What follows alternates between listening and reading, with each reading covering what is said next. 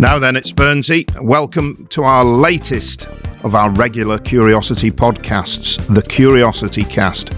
Every episode we take questions asked by members of the public in Hull and try to get them the best answers from the very best brains in the city of Hull.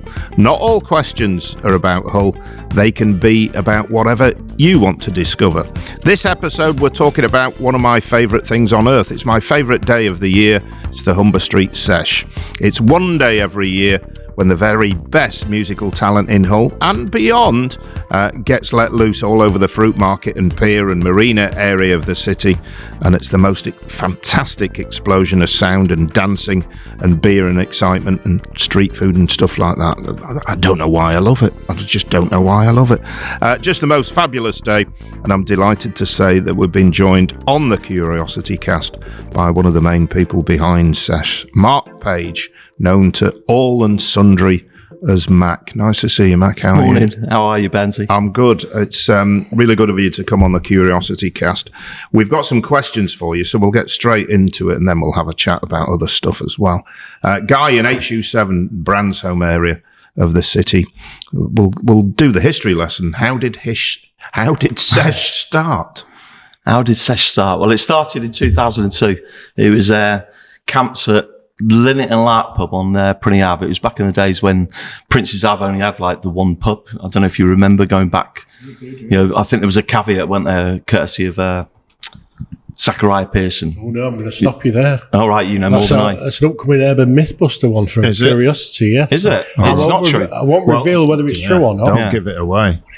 All right. Okay. All right. Don't give it. I won't give it away. I was always led to believe that they weren't allowed to have any pubs like on the avenues because of nothing. Well, not true. No, we're not saying. That's for future. That's something. Content. Yeah, that's something to look into. Our urban mythbuster Amy Thompson will be on it, and you can check out the film. That'd be great to know. On Curiosity Yeah, on the that's website. something I've led to believe for the last 20 odd years. So anyway, so we started Oh, when there we it was go. pretty much the only pub like on the avenues at the time, and I was basically just a pub DJ, like working the bars and clubs in Hull. And at Linnet, we had like a spare night where the landlord at the time was putting on tribute acts, and I was unfortunately the one that had to stand there and host them. And after a couple of Bon Jovis and Guns N' Roses at the venue, I had a quiet word with the landlord and said, "Look, come on, there's some great young original bands out there, you know, dying for a place to play. How about we try and set up like a grassroots music night?"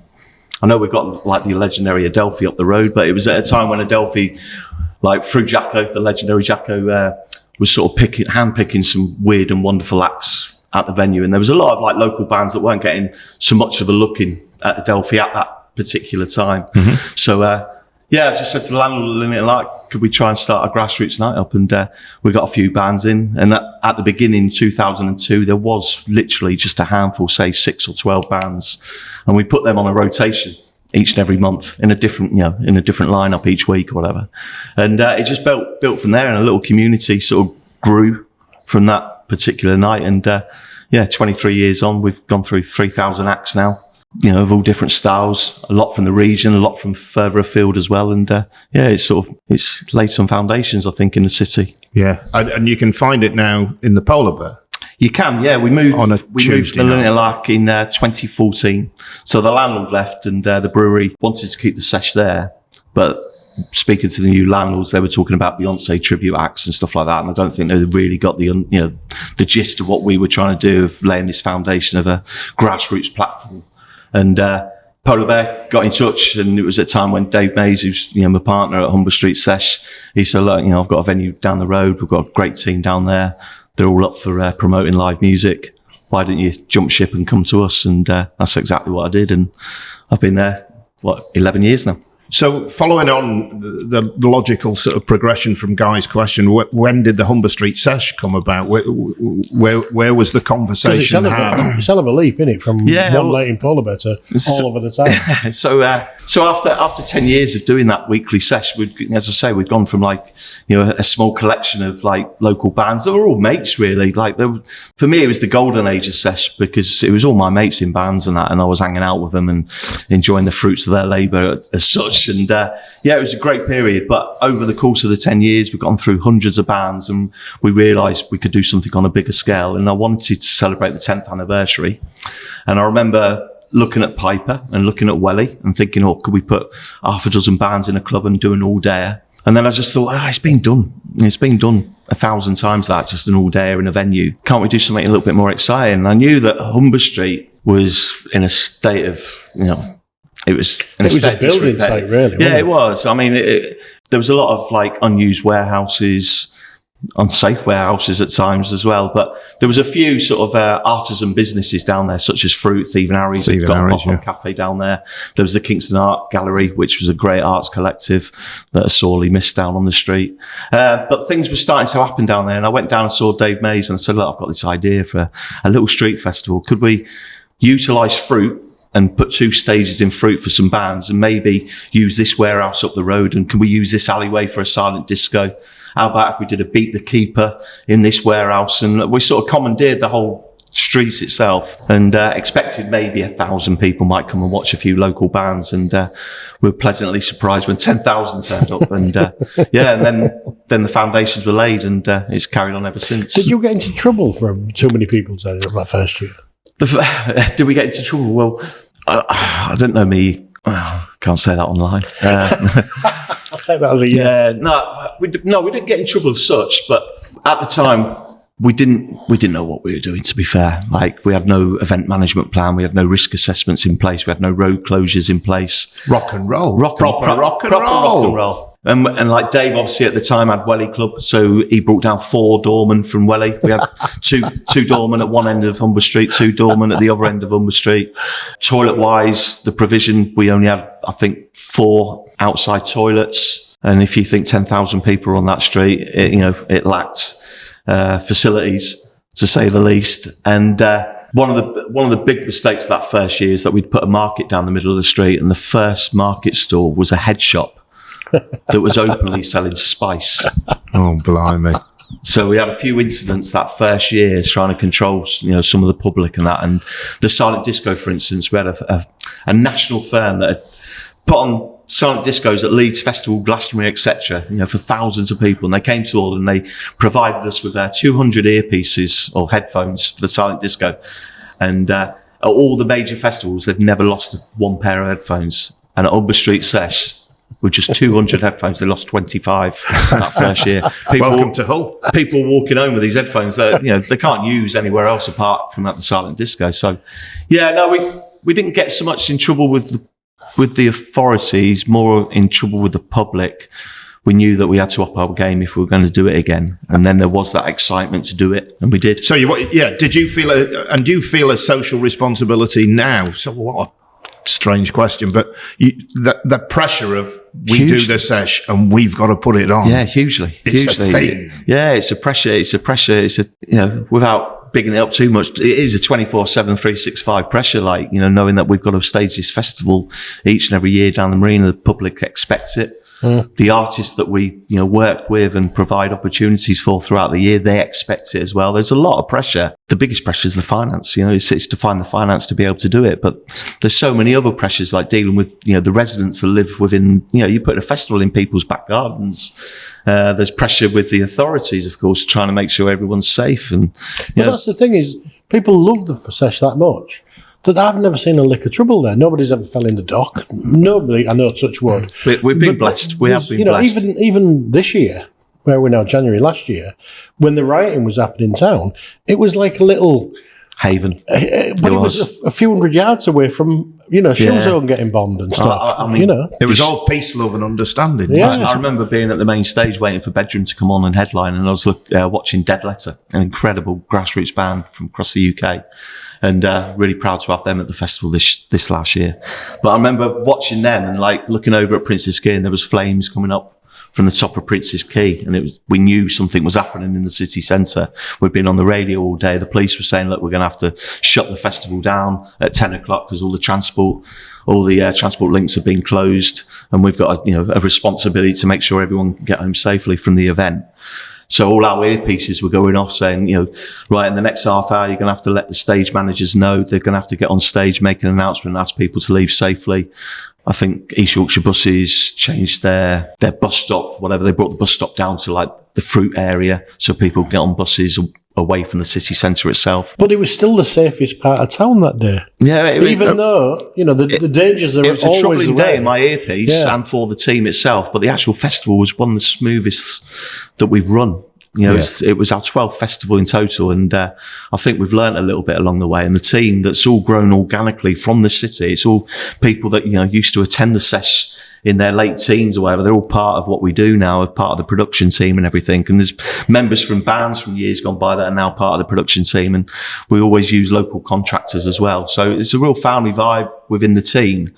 And it was a tough day with what was going on in our earpieces, but the actual running of the festival was smooth as hell. It was a beautiful day. So does that give you confidence for number 13 then? Yeah. Is number 13 definitely happening? Yeah, most definitely. I mean, all right. Albeit if we get the funding again. I mean, the funding, we run the festival on a mixed economy. I'm sure we'll get into this at some point, but we run the festival on a mixed economy of ticket sales first and foremost, but then we do need sponsorship. So we reach out to, you know, various companies across the city and further afield. But then we are reliant on the food and beverages, the F&B as we call it. And lastly, the funding. And it's the funding that we've lacked over the 13 years. We've had a little bit of funding from the Arts Council in the early years when there was more of an arts project with the festival, not so much the music. And then we've had a bit of help from Hull City Council over the years, you know, with different bits and bobs, and they helped us last year.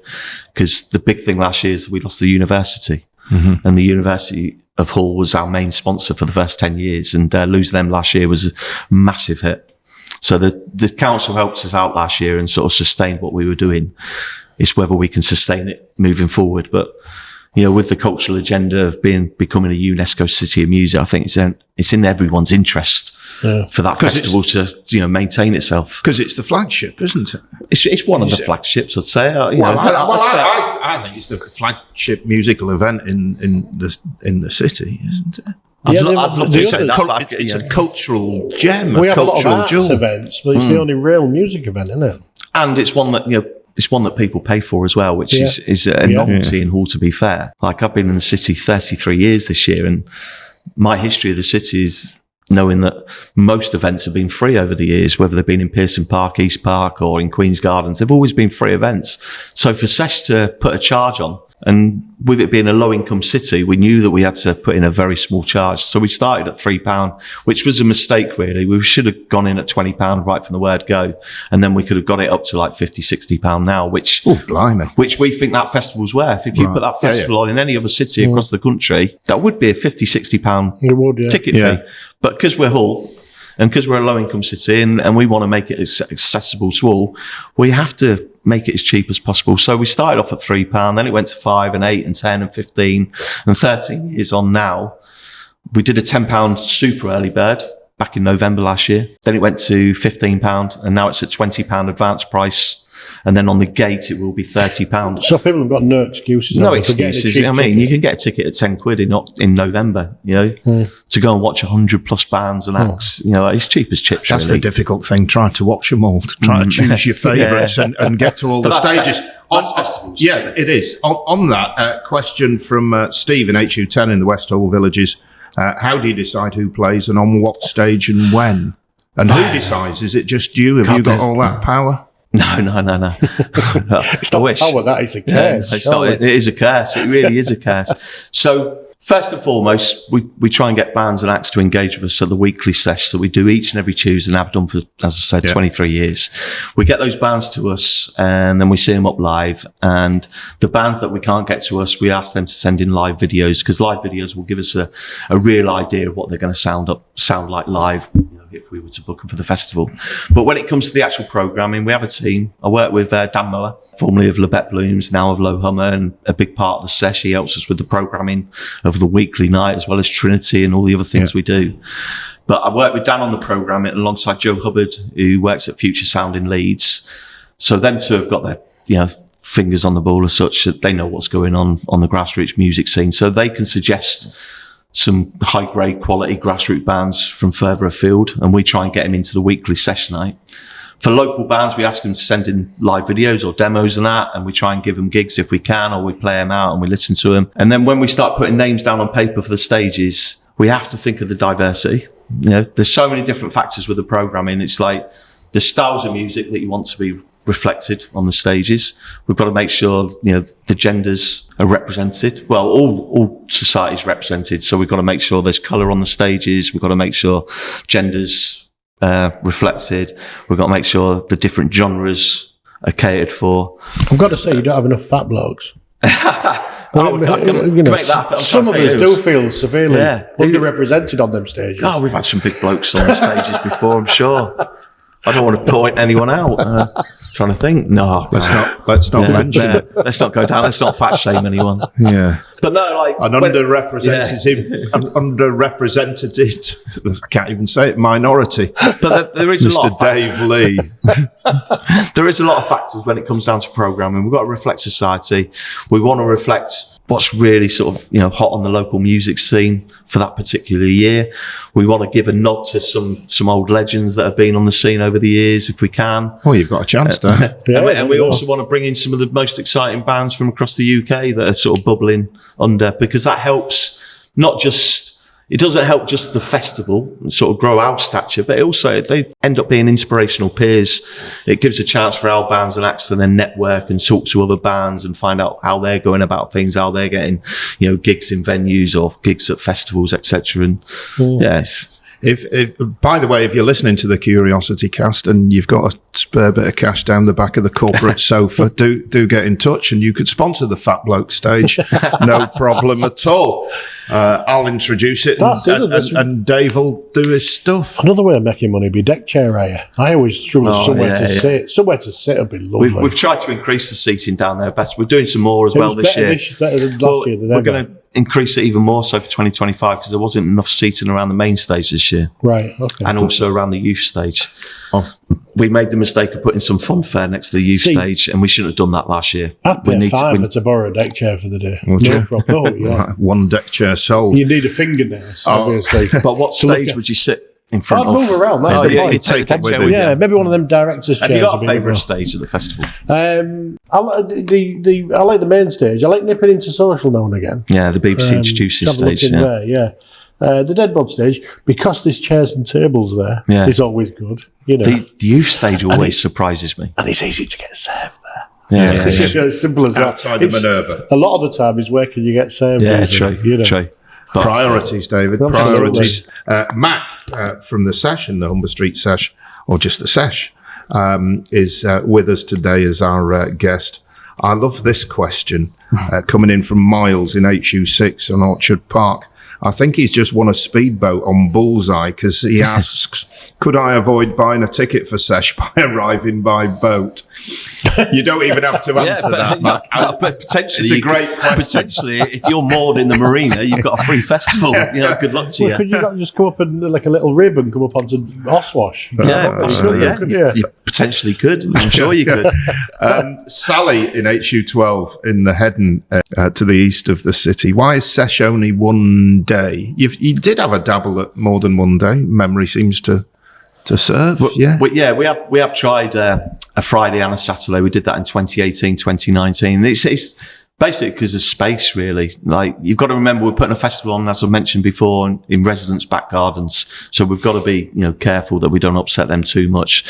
2 or 3 days down there is a bit much for the residents, I feel. When we had the space over on the west side, where the two big, what they called the World Trade Centres. They're called the World Trade Centres. Yeah, I know. Yeah, the World Trade Centres. And then you've got that, what was a scrubland is now become a boneyard for the A63 highway work.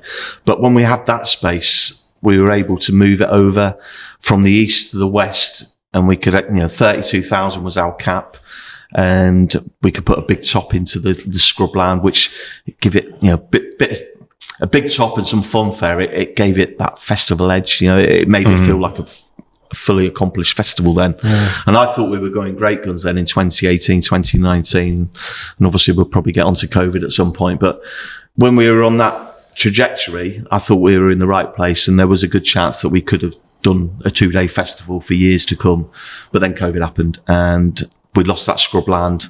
We lost the World Trade Centres, the Spencer Group that owned that land, put in a price that we couldn't reach really to hire that area.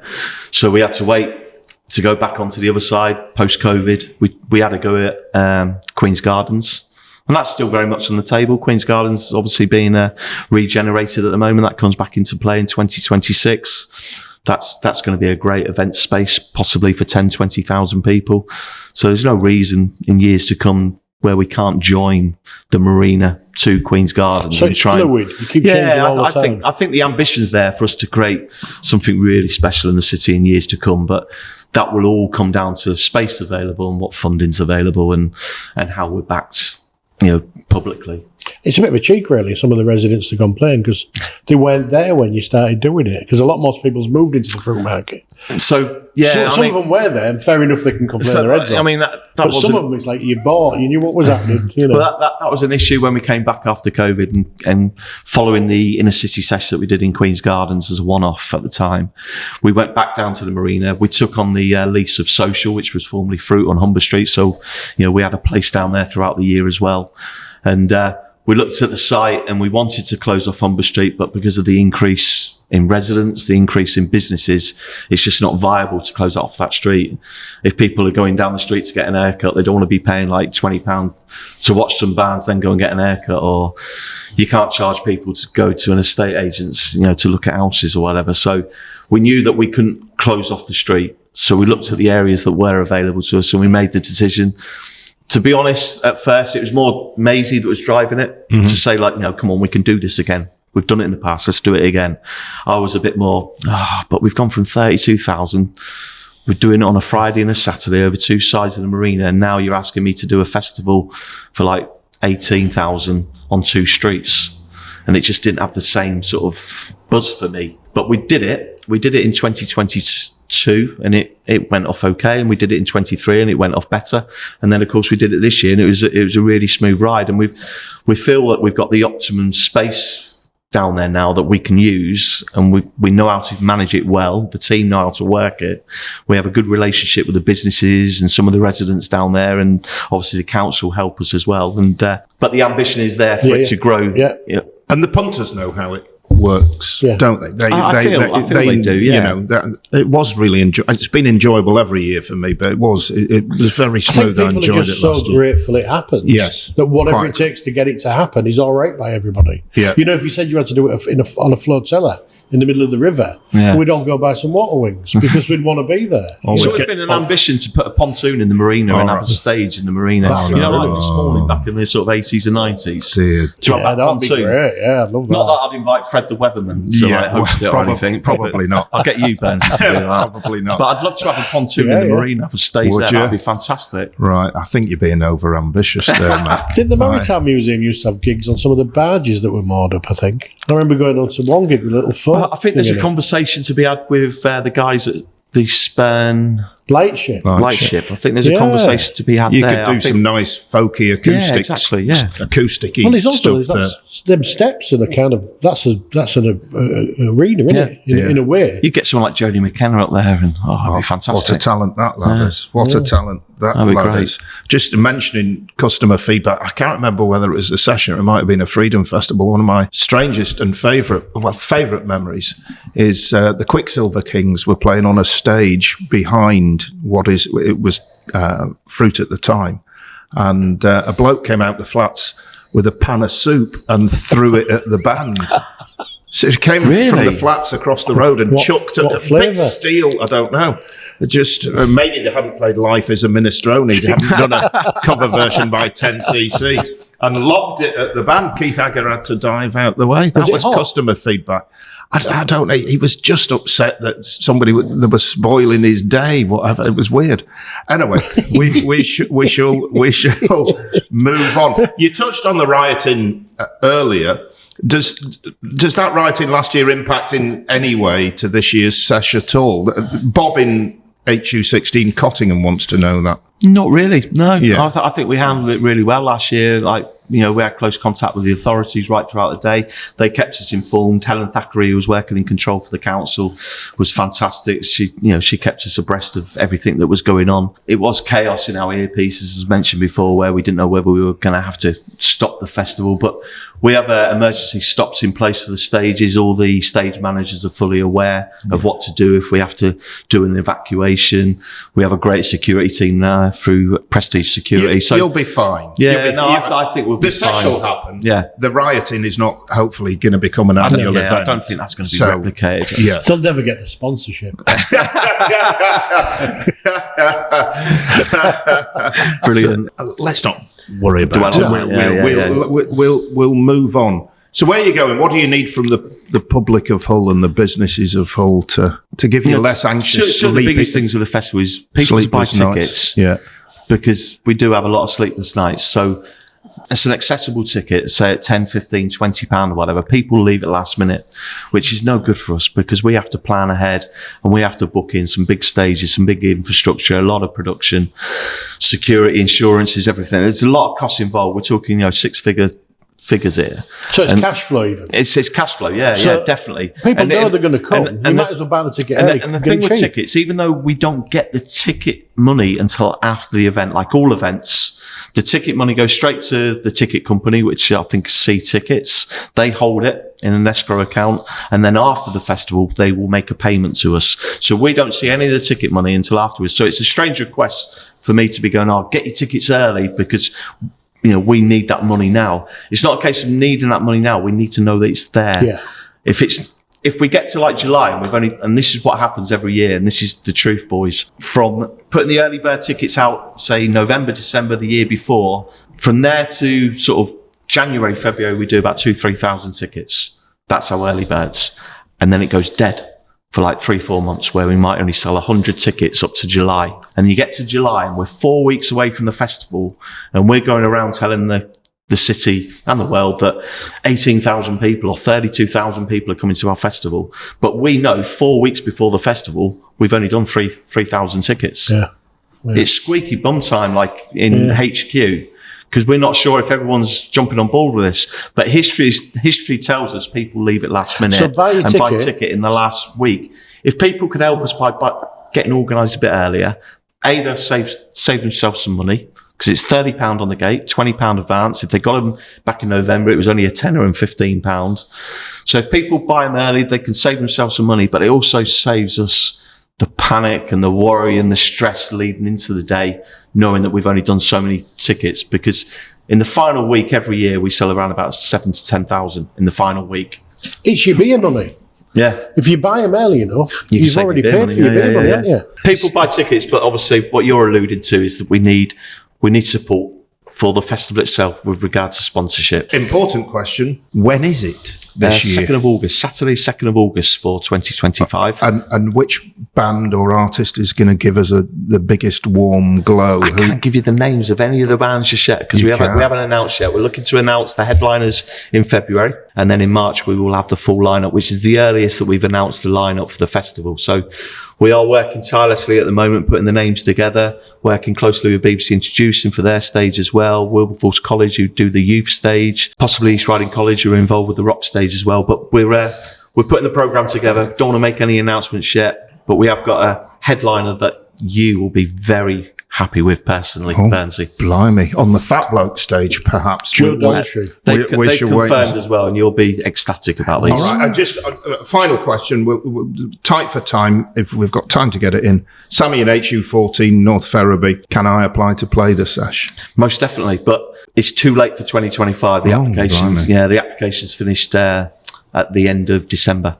So we put applications out for, I think, a month. Online. Go to the Sesh on a Tuesday night at the Polar Bear, make yourself be known and take a demo. That's the biggest thing, is just engage with us on the weekly Sesh night. Show your face, hand us a CD, send us a demo, tell us about what gigs you've got that you're doing and that. Tell us a little bit about yourself. Just engage with us and we'll take note. Turn up at Mac's house and serenade him through his bedroom window.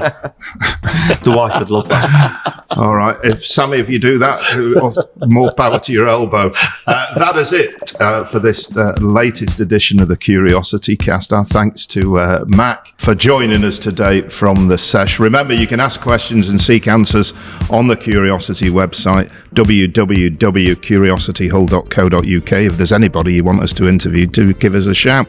And you can follow and befriend us on all the socials, where we're Curiosity Hull on all the main feeds. We'll be back very soon with more quality answers to whatever questions you'd like to ask.